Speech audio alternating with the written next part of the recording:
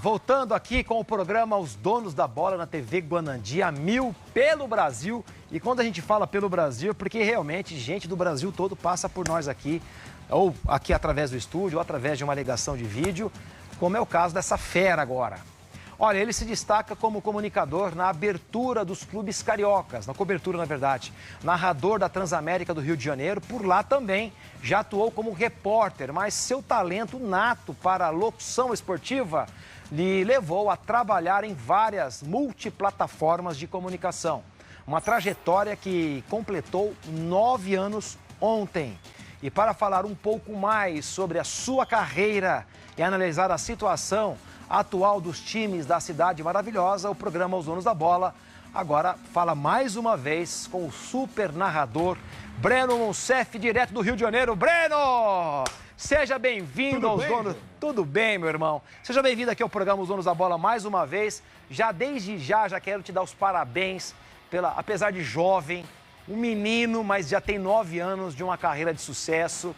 E hoje é uma referência no rádio brasileiro através da Transamérica. Parabéns, viu, Brenão? Seja bem-vindo, tá? Obrigado. Já posso dizer que eu sou da casa, né, Júnior? Segunda vez já é da casa, né? Obrigado aí pelas palavras, pela abertura. Ficou até sem jeito, Júnior, mas obrigado aí pelo carinho de sempre. Na outra vez foi legal demais e dessa vez vai ser também, sem dúvida. Sem dúvida. Você é brilhante e obrigado pela tua disponibilidade conosco aqui mais uma vez. Ô, Breno, vamos tocar o barco aqui. Ó. Eu quero perguntar para você o seguinte. O futebol do Rio de Janeiro vive um momento diferente de décadas mais recentes, né? Nós tivemos alguns momentos de um futebol do Rio de Janeiro um pouco enfraquecido, um Vasco da Gama em situação difícil, um Fluminense caindo para a Série B, um Botafogo idem.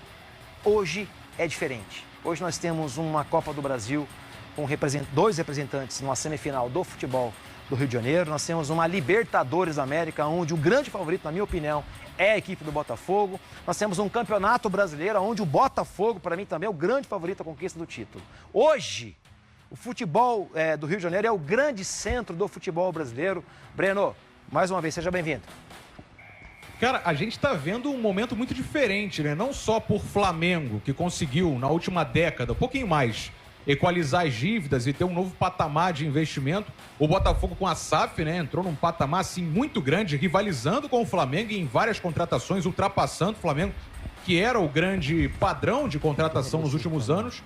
O Fluminense, que rateou um pouquinho nesse Campeonato Brasileiro, tem ainda que confirmar a permanência na Série A, mas que chegou nas quartas de final da Libertadores, ano passado foi campeão, né? O Fluminense conseguiu chegar à decisão e ser campeão em casa da Libertadores.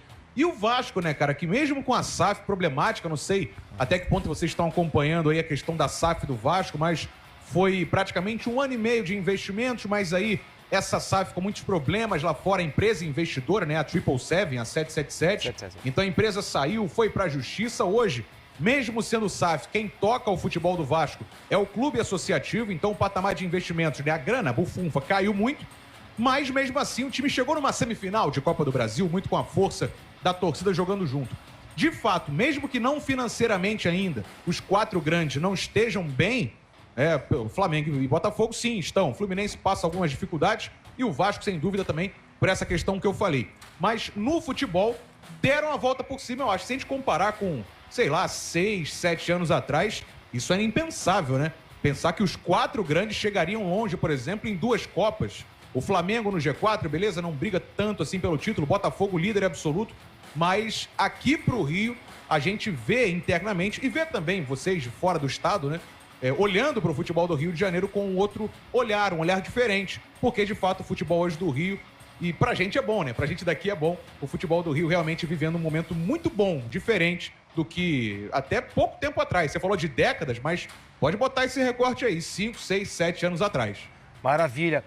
E o Fluminense não está bem no Campeonato Brasileiro, mas é o atual campeão da Copa Libertadores. É uma coisa que não combina com o Fluminense pelo elenco que tem, na posição que está no Campeonato Brasileiro. Eu fico tentando entender o que aconteceu com o Fluminense e não sei se vai conseguir se livrar do rebaixamento.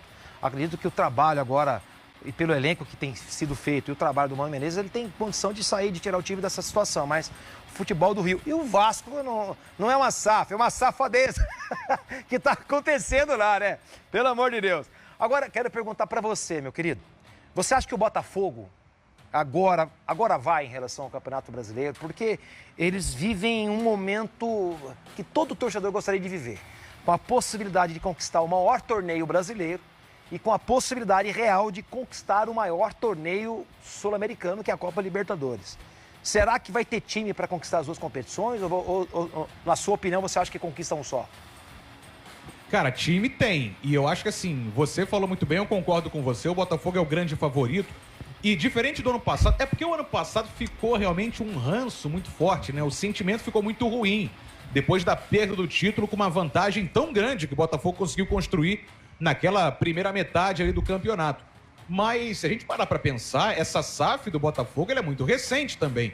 É claro que os investimentos foram muito grandes, trouxeram estrelas, Luiz Henrique, um investimento muito grande, o Thiago Almada, né, que arrebentou nas Olimpíadas, é uma promessa muito grande, ou podemos dizer, já até uma realidade, mas tem muito a crescer ainda. Alex Telles, pô, que jogou muito pela seleção brasileira, eu digo muito em quantidade mesmo, né, e em futebol também, obviamente, na Europa. Então, o próprio torcedor do Botafogo não esperava tanto. Mas eu acho que esse ano a confiança está diferente, o clima está diferente, não tem um oba-oba. O próprio torcedor, que já é desconfiado por natureza, o botafoguense, tá com o pé no chão. É claro que tá confiante. O Botafogo entra em campo nos jogos confiante.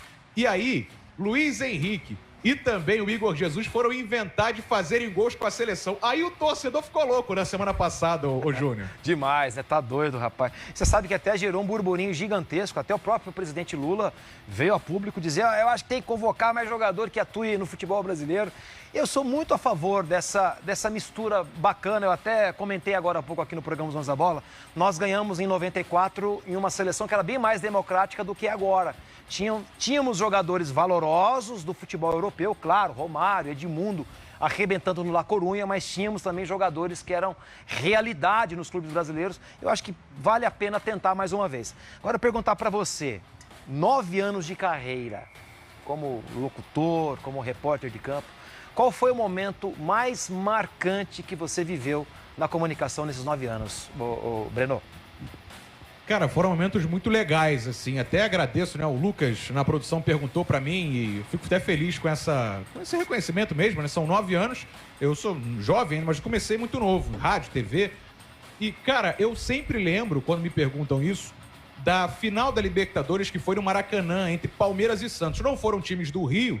Eu tava em uma outra rádio, né? Hoje eu tô na Transamérica, eu tava na rádio Roquete Pinto, que é a rádio do estado do Rio de Janeiro, né? E a gente pôde fazer essa cobertura na época. Então, uma final de Libertadores, mesmo sem público, a gente estava na pandemia, ainda vindo de toda aquela tensão que foi o ano da pandemia, 2020, né? Em 21, poder narrar essa final. O Palmeiras foi campeão em cima do Santos, gol já na prorrogação, tava um calor no Rio de Janeiro nesse dia, foi em janeiro, acho que foi dia 30 ou 31 de janeiro, e poder narrar essa final. Eu narrei outras também, finais de Libertadores, mas mesmo sem serem duas equipes do Rio, para mim foi o momento mais legal, narrei essa final no Maracanã, né? Aqui em casa, podemos dizer, e pude ser o narrador dessa decisão. Foi muito bacana, né? Outras vão vir pela frente, se Deus quiser, mas até hoje, pra mim, esse foi um dos, não talvez o principal, mas um momento muito especial pra mim na minha carreira. Eu acho que o palmeirense lembra de você narrando o gol do Breno Lopes. Quem que não lembra? Oh, meu Deus do céu. Eu tenho alguns amigos que pediram esse vídeo depois que eu postei, aí pediram gravar, de vez em quando mando. O pessoal ficou louco também nessa época. Foi legal demais, a repercussão foi legal. Maravilha. Seleção brasileira hoje enfrenta a seleção peruana. E já foi motivo de muita brincadeira esse negócio de Peru. Até o Igor Jesus e o Luiz Henrique se acabaram na coletiva lá e a gente até brincou aqui no ao vivo. Mas, brincadeiras à parte, Breno, na tua visão de um repórter, um comunicador carioca, próximo à CBF, clubes brasileiros, clubes cariocas, vive um momento importante aí. Vai dar certo o Dorival Júnior na seleção brasileira? Ou a entrevista que ele deu ontem, eu achei ele muito alterado, fazendo um comparativo da imprensa na década de 80, cobrando a seleção brasileira, que tinha Zico, que tinha Falcão, que tinha... Ele fazendo um comparativo. Me pareceu que ele está pressionado, ele está sentindo pouca pressão. Você acha isso que vai atrapalhar a passada dele na seleção, Breno? A palavra que eu ia usar era essa mesmo. Ele está sofrendo uma pressão de clube, né? Pressão de clube que está em zona de rebaixamento, porque ele assume o trabalho da seleção brasileira. Eu não sei qual era o tamanho da confiança que ele tinha naquele momento com o projeto seleção, se a gente pode chamar assim, mas a tendência era de um projeto legal, né, de uma campanha boa, que acabou não se cumprindo. A seleção passando sufoco aí contra o Chile. E assim, se hoje não der uma resposta contra o Peru, eu sei que o pessoal ficou fazendo piadinha, né? Ah, o Peru estava atrás de todo mundo na tabela. E pois é, o Peru tá lá embaixo, né? Ao longo de toda a eliminatória, sem querer fazer piada infame, mas tá.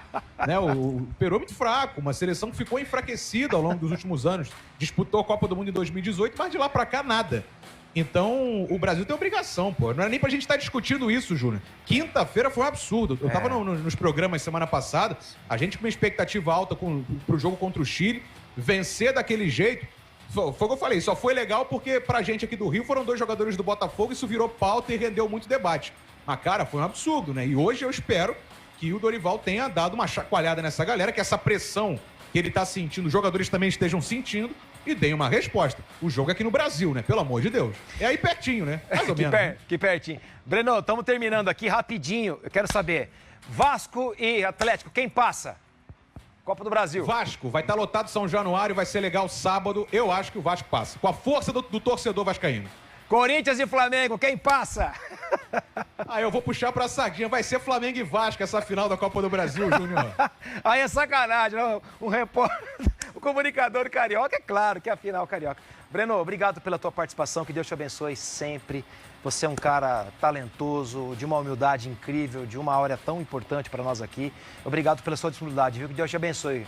Grato aqui, viu? Eu que agradeço vocês também aí do programa. Assim que quiser, só me chamar que eu tô aqui. Valeu.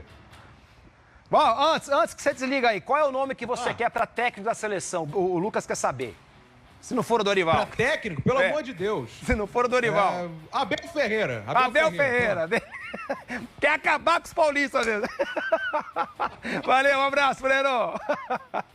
Valeu, um abraço. Gente, tá aí, grande Breno Mussef, diretamente do Rio de Janeiro. Ele que é narrador da Transamérica. Tá ali, grande Breno, talentosíssimo. Sigam ele nas redes sociais também, um cara muito bacana que dá o ponto de vista dele em relação ao futebol brasileiro.